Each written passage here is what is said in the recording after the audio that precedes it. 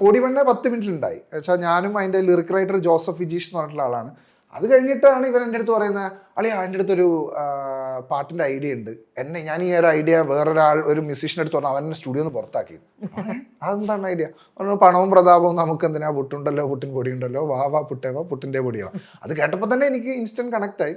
ഞാൻ അന്നേരം ഒരു കോഡ് പ്രൊഫഷനായിട്ട് കുറേ കാലം, ഒരു 4-5 മാസമായിട്ട് ഞാൻ വർക്ക് ചെയ്തിട്ടുണ്ട്. ആ പ്രോഗ്രഷൻ എന്തെങ്കിലും വായിക്കുമ്പോൾ എന്തെങ്കിലും എനിക്ക് ഐഡിയാസ് വരും മെലഡി ആയിട്ട്. ഇത് കറക്റ്റ് ഇവന് ഈ ലിറിക് വരുന്ന ആ കോഡ് പ്രൊഫഷൻ ഇട്ടപ്പോഴത്തേക്ക് അത് മറ്റേ പെർഫെക്റ്റ് സിങ്ക്. വേറൊന്നും നമ്മൾ ചെയ്യുന്നില്ല, ഇങ്ങനെ ചിന്തിച്ച് അങ്ങനെയൊന്നുമില്ല, ഇതങ്ങ് ടക്ക് എന്ന് പറഞ്ഞിട്ട് അങ്ങ് നടക്കുന്നു എന്നുള്ള. അപ്പം പുട്ടിൻ്റെ ആദ്യത്തെ ഒരു സ്റ്റാൻസായി. പിന്നെ ഏക്കെയാണ് ജീവിക്കാൻ അനുവദിക്കൂ, നാളെ ഒരു സ്വപ്നം മാത്രം, ഇന്നാണ് ജീവിതം.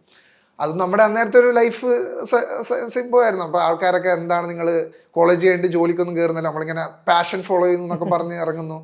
അപ്പോൾ അവരോട് നമ്മൾ പറയുന്ന ഒരു സാധനമാണ്. ഇപ്പോൾ പാരൻസിനാണേലും നമ്മുടെ കുടുംബക്കാരോടൊക്കെ ജീവിക്കാൻ അനുവദിക്കൂ. നമ്മളിങ്ങനെ ഓവറായിട്ട് നാളെനെ കുറിച്ച് ആലോചിച്ച് ഇതൊന്നുമില്ല, ഇന്നത്തെ ദിവസം നമ്മൾ നല്ല രസമായിട്ട് ജീവിക്കൂ, അങ്ങനെ ഒരു കോൺസെപ്റ്റ്. അപ്പോൾ ഈ ഐഡിയ വന്നപ്പോഴത്തേക്ക് ഇതും ആയി. അപ്പോൾ നമ്മൾ ആദ്യത്തെ ദിവസം തന്നെ ഈ നമ്മുടെ ഒരു ബേസിക് 3 പാട്ടിൻ്റെ ഒരു സ്ട്രക്ചർ, ഒരു പാട്ട് പൊടി പെണ്ണ ഫുള്ളായി, പുട്ടും ജീവിക്കുവിൻ്റെ ഒരു ബേസിക് ഒരു വിത്ത് വീട്.